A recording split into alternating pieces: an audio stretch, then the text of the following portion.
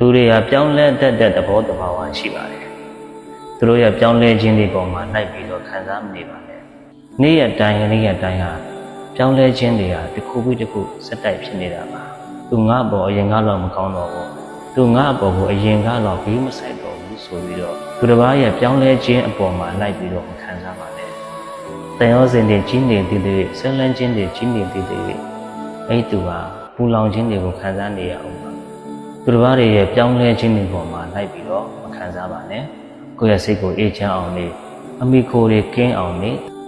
တန်ရောစင်တွေနဲလေလေအစွမ်းလန်းတွေနဲလေလေအဲ့ဒီသူဟာအေးချမ်းမှုတွေရလေလေပဲတန်ရောစင်ကြီးရင်ကြီးတဲ့လောက်စွမ်းလန်းမှုတွေကြီးရင်ကြီးတဲ့လောက်သူကနာကျင်မှုတွေခံစားရမယ်အဲ့တော့ပြောင်းလဲခြင်းတွေကိုလက်ခံပါ